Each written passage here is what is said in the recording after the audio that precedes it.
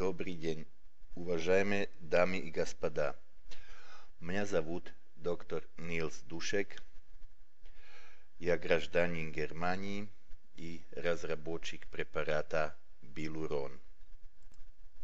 В настоящей презентации вам хочу рассказать несколько слов о истории возникновения препарата Билурон, о его механизме действия и о возможностях употребления его в ежедневном процессе. За ошибки в моем русском языку извиняюсь, но постарался чем лучше изучить и освоить русский язык.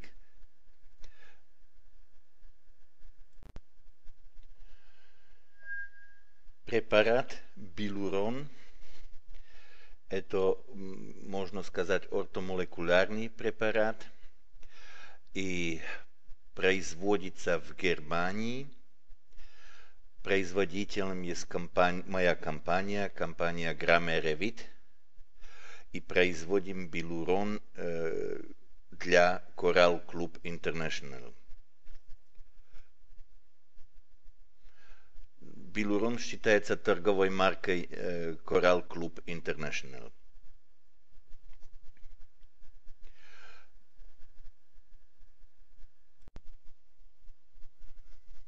Препарат Билурон относится к группе биологически активных добавок к пище.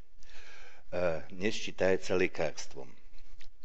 В состав Билурона входит комплекс гиалуронной кислоты вместе с хондроитином, как ударное вещество, инвертный сахар для хранения, витамин Е как антиоксидант, калиум-сорбат как консервант и вода. Вода структурирована.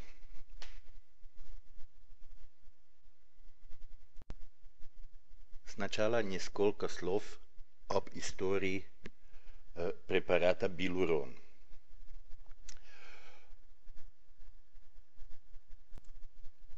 Разработки его начались уже 20 лет тому назад. Дальше.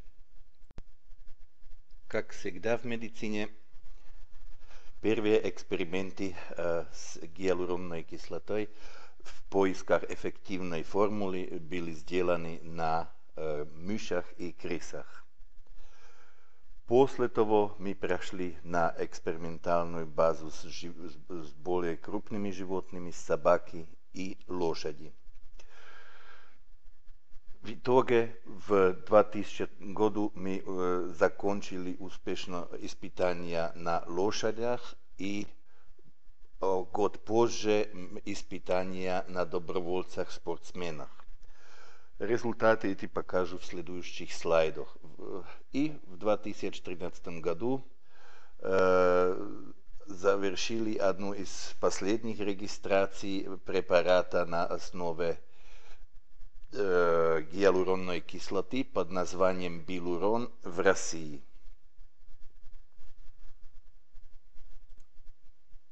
Дальше. На следующем слайде показаны результаты лечения хромоты у лошадей.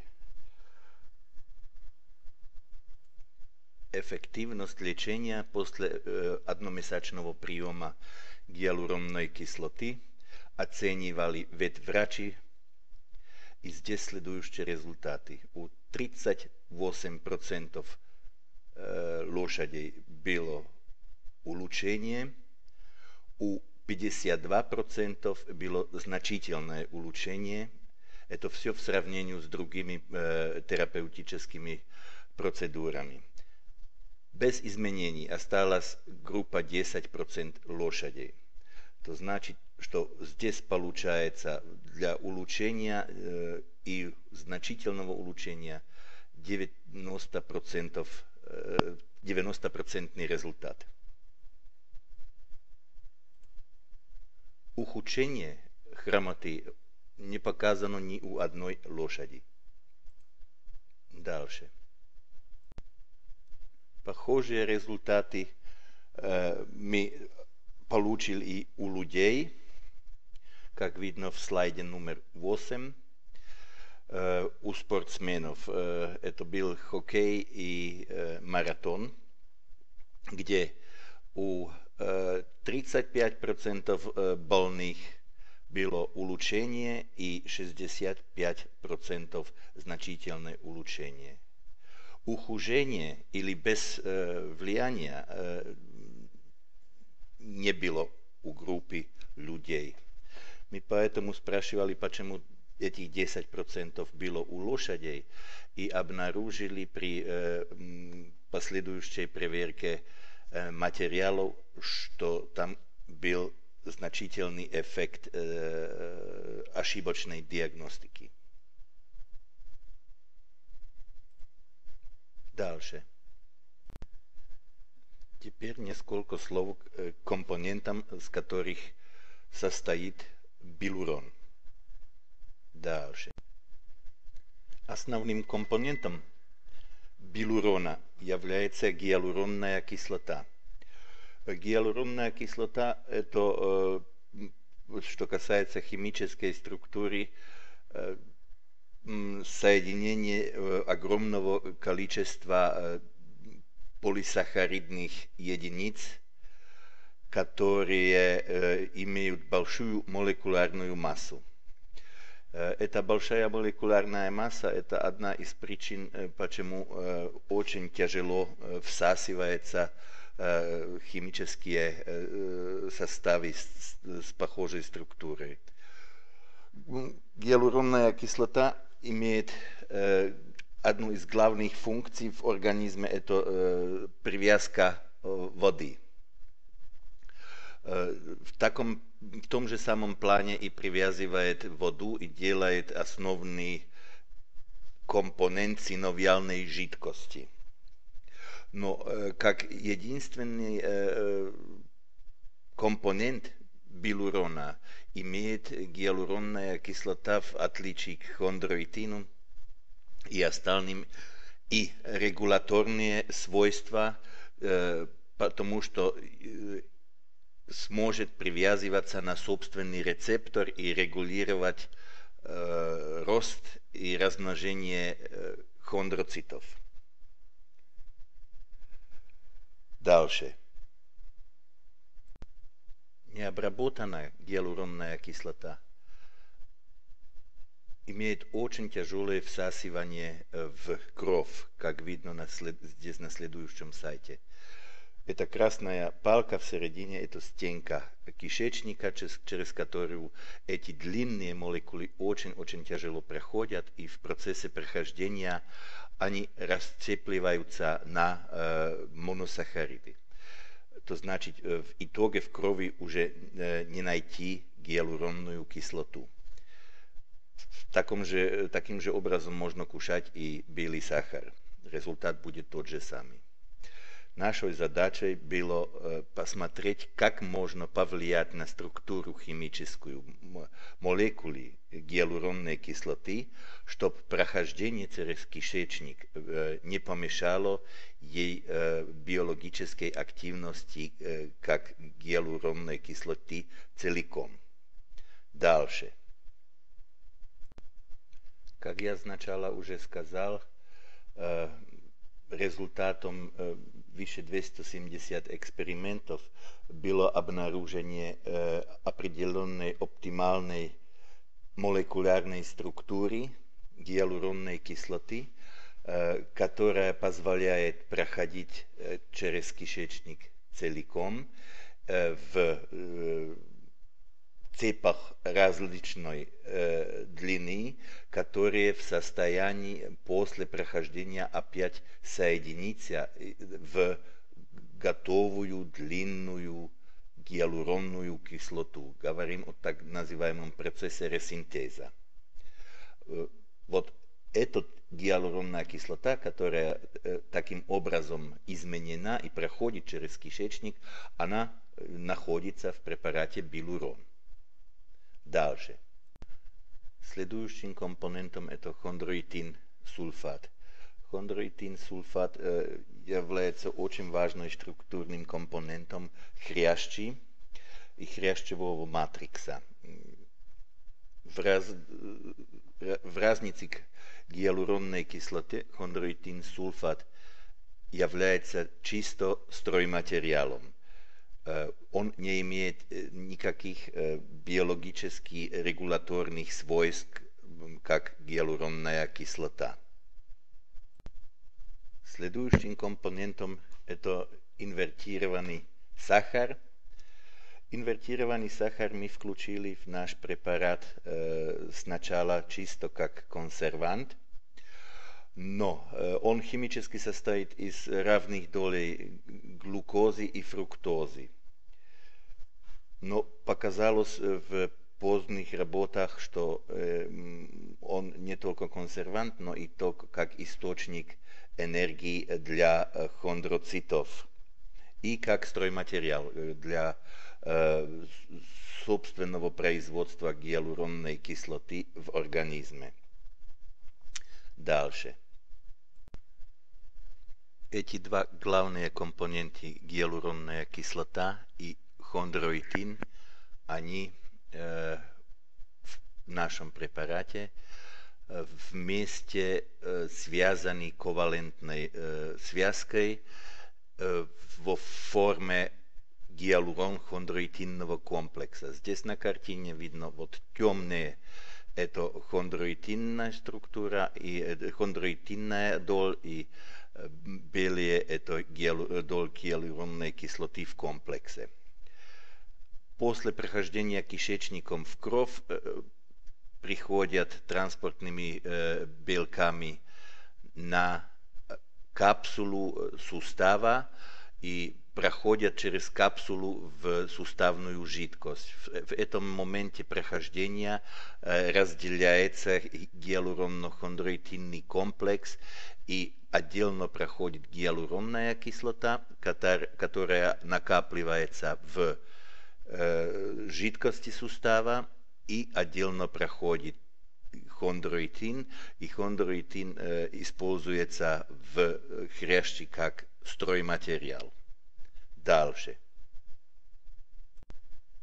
Здесь на картинке видно здоровый сустав, который состоит из кости, хрящи, это желтые, суставной капсулы, зеленые, и синовиальной мембраны, которая ограничивает синовиальную жидкость.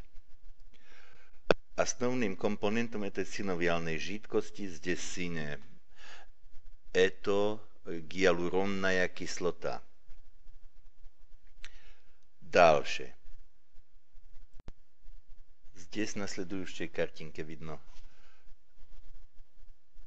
тот же самый сустав изменен в процессе артрозы. Главным характеристиком больного сустава это то, что убивает хрящи, и что капсула становится более толстой в сравнении с здоровым суставом. Дальше. В процессе наших разработок мы хотели объяснить для себя механизм действия гиалуронно-хондроитинного комплекса, который находится в препарате Билурон. Поэтому мы взяли гиалурон-хондроитинный комплекс и маркировали его радиоактивным маркером и смотрели его разделение в организме. Показалось, что уже в лимфу после приема проходит через 15 минут и до 2 дней может состоять в лимфе, пока не проходит в синовиальную жидкость.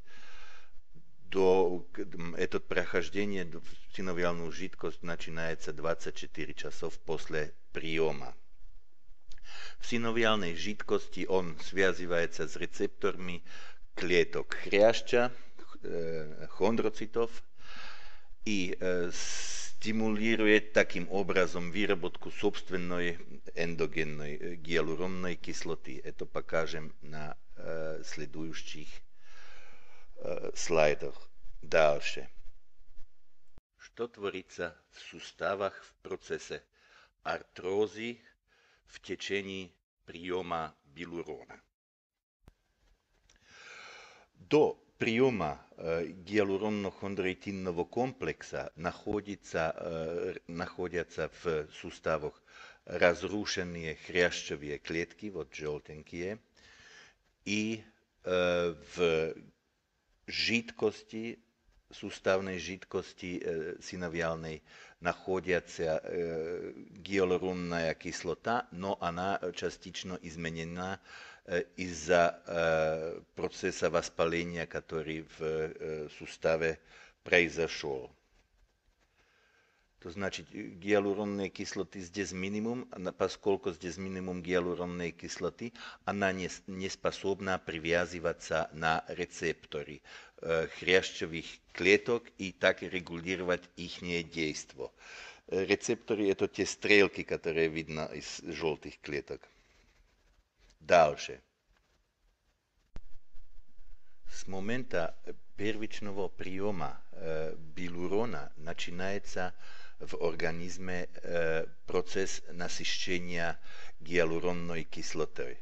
То значит, мы приводим из наружья гиалуронную кислоту, которая накапливается в синовиальной жидкости. Тем же образом в синовиальной жидкости уже два варианта гиалуронной кислоты. Первоначальная, которая была изменена воспалительным процессом, и здесь видно желтенькая, которая в препарате билурон. Таким образом повышается концентрация гиалуронной кислоты, и при определенной концентрации начинает привязка гиалуронной кислоты на собственный рецептор. Этот рецептор это специфический для гиалуронной кислоты, который на поверхности хондроцитов, и он после привязывания гиалуронной кислоты активизируется. Это значит, что там красным цветом здесь показано. Активированный рецептор позволяет клеткам размножение, пролиферацию и выращивание новых клеток в хрящи. В том же часе идет и во время приема идет и повышение концентрации хондроитина, который накапливается в жидкости, но он пока еще без определенных свойств, потому что хрящевые клетки, они не могут его перерабатывать и внести в матрикс, поскольку они не активированы. Только после активации гиалуронной кислотой смогут хрящевые клетки перерабатывать хондроитин в виде стройматериала, чтобы сделать новые слои хрящи. Дальше. Здесь видно состояние сустава после приема билурона, после 30-дневного приема. Характеристически есть, что там произошла благодаря активации рецепторов CD44, произошла пролиферация хондроцитов, то есть размножение хондроцитных клеток. Эти нормализируют свой метаболизм и способны уже сами вырабатывать гиалуронную кислоту, так как в здоровом суставе. То значит, теперь уже появляются у нас три вида гиалуронной кислоты. Первоначальная гиалуронная кислота, которая при воспалении уже была в суставе. После того экзогенная желтая, которая в препарате билурон. И как результат оздоровления появляется третья форма эндогенная гиалуронная кислота, которую выпускает организм себе сам. Дальше. На следующем слайде показана постепенная возможность восстановления сустава после регулярного приема билурон. Вплоть до того, что заканчиваются воспалительные процессы, и обновленная синовиальная жидкость позволяет суставам без огромной боли движение. На следующих двух слайдах более схематически показан еще раз процесс восстановления хрящевых клеток после приема билурон. Дальше. На слайде номер 25 видно, как меняется динамика и содержание гиалуронной кислоты в жидкости суставов во время и после приема билурон. На первой неделе, когда начинается процесс приема гиалуронно-хондроитинного комплекса, вначале находим в суставной жидкости только воспалительную гиалуронную кислоту. Постепенно с ежедневным приемом билурон накапливается экзогенная гиалуронная кислота, здесь красный цвет. Этот процесс накапливания идет до конца приема на 30-й день. В определенный момент есть накапливание уже такое количество гиалуронной кислоты, которая позволяет привязку на рецептор CD44, это где-то в пределах третьей недели приема. С того момента начинает организм сам выделять еще эндогенную гиалуронную кислоту. Интересно, что в четвертой неделе, когда процесс приема уже закончен, растет эндогенная дальше, эндогенная продукция гиалуронной кислоты, и так же самое на 5, 6, 7 неделе до достижения биологического определенного максима и без последующего приема билурон. Дальше. Теперь несколько слов о принимании билурона в процессе влияния и ухаживания за суставами. На следующем слайде номер 27 показан зависимость выработки гиалуронной кислоты от возраста. Однозначно показано, что до 20 лет организм способен вырабатывать себе гиалуронную кислоту в полном объеме.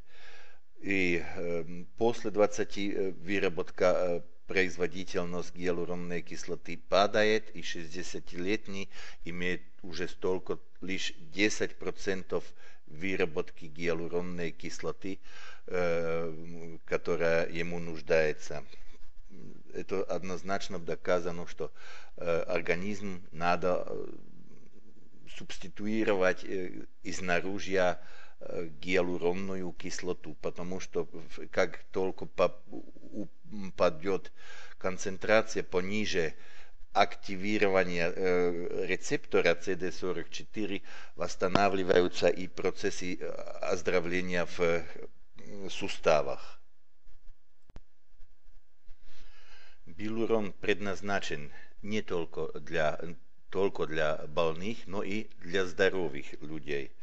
В первой очереди это мы в течение последних 10 лет накопили ведомство, где можно применять гиалуронно-хондроитинный комплекс. Это у детей здоровых детей в фазе роста, у спортсменов, когда у них идет или перегрузка, или профилактический до нагрузок и соревнований. И у пожилых людей возрастный износ произошел, можно восстанавливать опять назад хрящ с помощью билурона. И классические применения это артроз и патология межпозвоночных дисков. И в последних летах мы сделали большой эксперимент в Вьетнаме, где нам удалось доказать, что с помощью билурона можно в комплексной терапии очень хорошо влиять на подагру.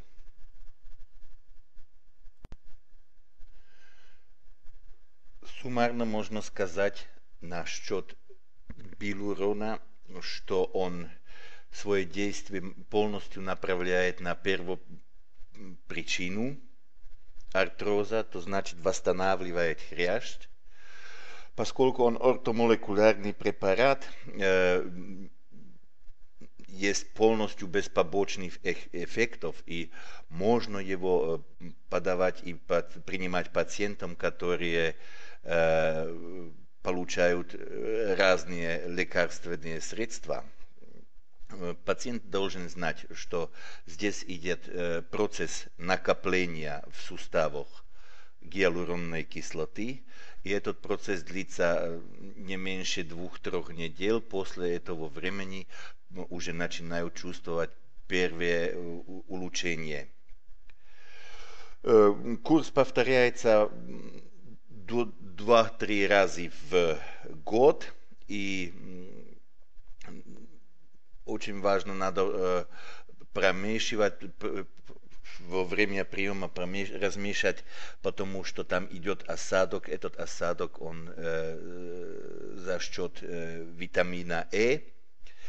И важный и один момент, который здесь на слайде не показан, что терапевтический процесс 2 бутылок надо обязательно закончить. То значит, если уже по первой бутылке такое улучшение, обязательно надо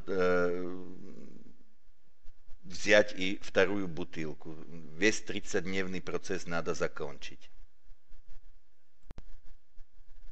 Если сравнить наш билурон с другими хондропротективными препаратами, за счет того, что у нас находится комбинация и гиалуронной кислоты вместе с стройматериалом, то значит с хондроитином, имеем несколько преимуществ, которые в остальных препаратах не находятся. Самым главным преимуществом есть, что мы не только регулируем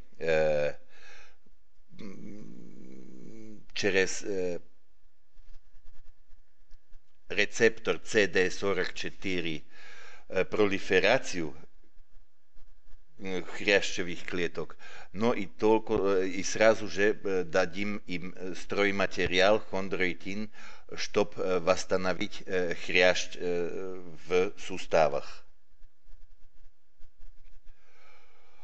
Dalším преимуществом je, что билурон можно принимать и профилактически. Там это не рекомендуется профилактически при инъекции, использовании инъекций. А он работает и в тяжелейших формах. То значит, когда сам основной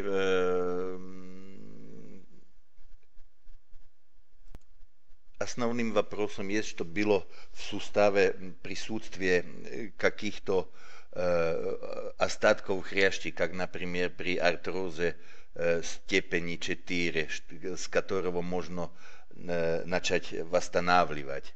Потому что при степени 5 там уже нет хрящевых клеток, и там даже и билурон не очень поможет.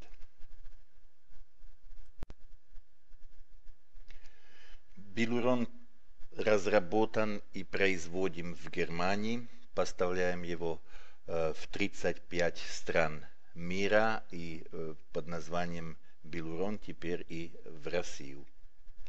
В следующем показано несколько фотографий с производства современное, где гиалуронная кислота вырабатывана в биоферментерах и производственные мощности позволяют делать ежедневно несколько тысяч бутылок билурона.